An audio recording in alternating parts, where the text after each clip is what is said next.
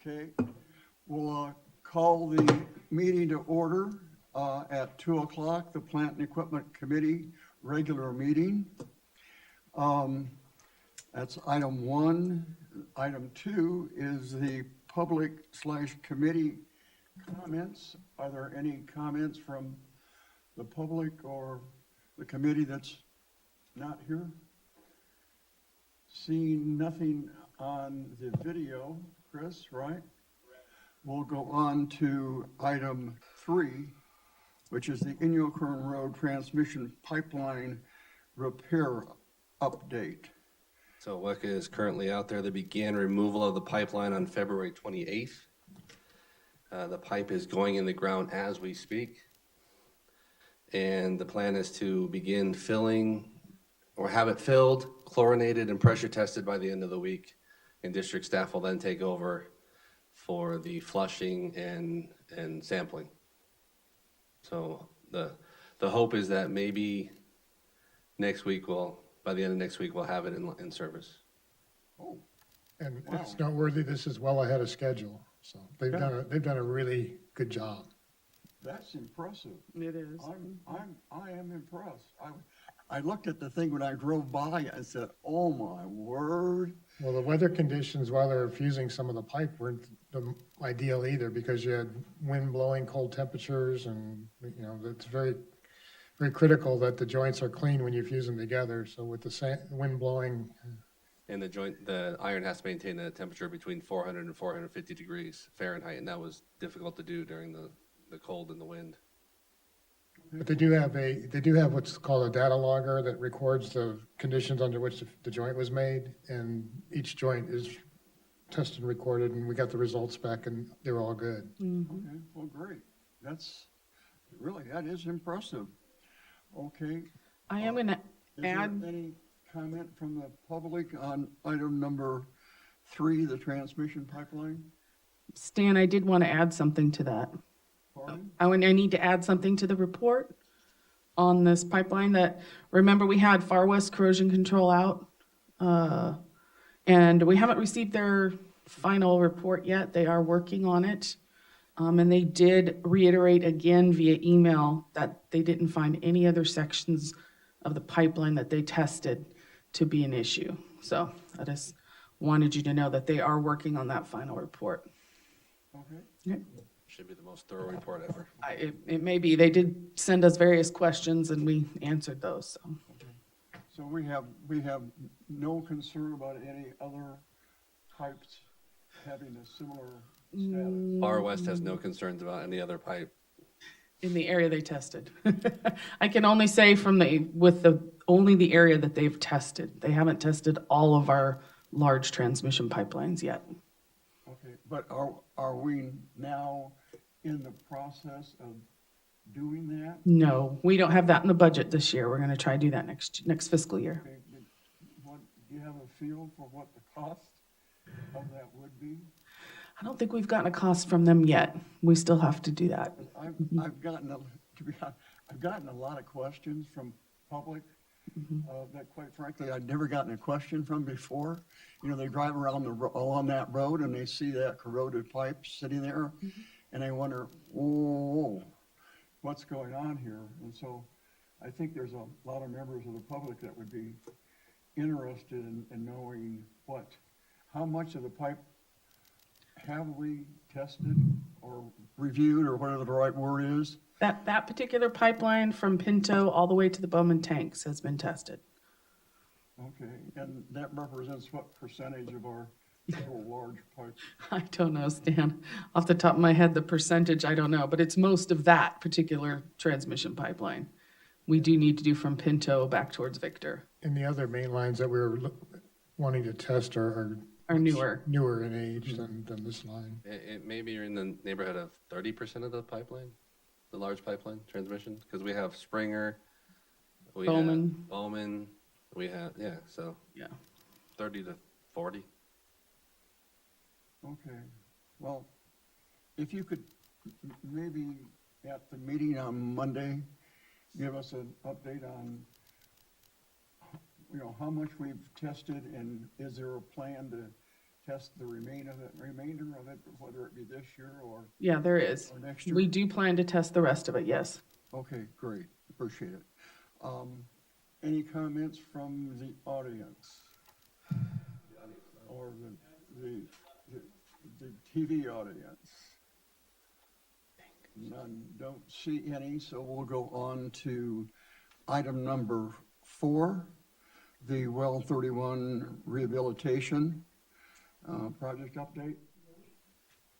Thought I had that on. Okay. Yeah, we put off getting Well 31 back in service due to the lack of water at that site that would be needed by Lane to do the disinfection properly and stuff. So they're waiting for us to communicate with them now. Most likely they'll be back in April to get that well back in service. I'm sorry, I didn't make sure that I understood everything you said. Is we've gone as far as we can prior to getting the rest of this. We need to get the line back in service. We need to find a way to get them water at that site so that they can mix the disinfectant and disinfect the well properly. Okay, Yeah. but we've done as much as we can at this point in time. Yeah, there's nothing more they could do right now. They did come and they were going to put everything back in, but the lack of water, also it was extremely windy, was an issue. So we decided to put it off until April. Okay, sounds good. Okay, item number 5 is the booster station and tanks project. All right. As you know, the new tank at Gateway is in service. The old tank was emptied because there's some piping modifications, things that need to be done. We did find an issue with some of the coating inside of that tank, so we're looking at getting some quotes for fixing the coating inside the old Gateway tank. At the booster station, they've installed electrical and done some inspection. Right now, they're waiting for the MCC and the pumps to ship in April. So things are kind of on hold there right now. The C-Zone tank has been constructed. They disinfected the inlet-outlet piping. Right now, we're waiting on results for the coliform testing. If that comes back good, they can start disinfecting and filling the tank on Friday.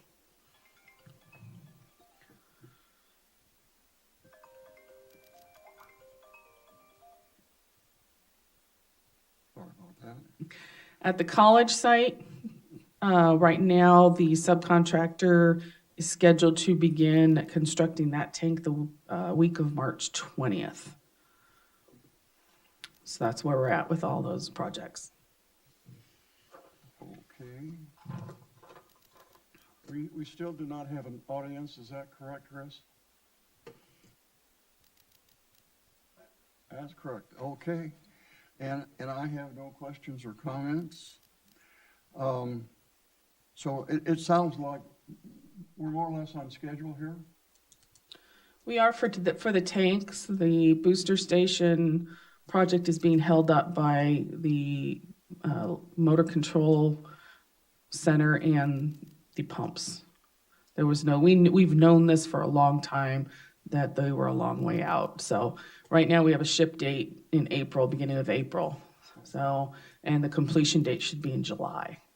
Okay, but that is not going to impact our ability to service any area, I'm assuming? No, we're continue to serve the way we are now using the old booster station, yeah. Okay, not yet. That's the important issue, I think. So that's good too.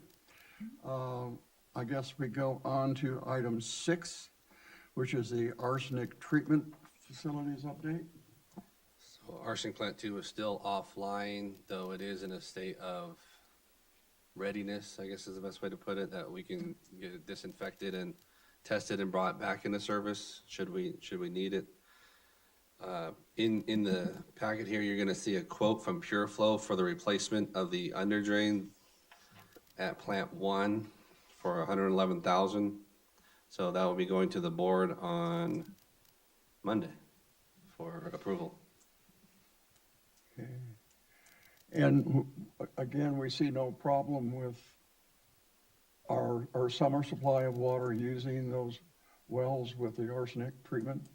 No, well, once the under drain is done and we're able to put the media back in, we'll have no problems. Okay, so we're in good shape. We are in good shape at the moment. That's good news. And we go on to item 7, since I see no audience, the solar production report. For phase 1 of the solar, February savings of 41,620, which is beating the guarantee of 36,641. Surprising with the clouds, but hey, it works.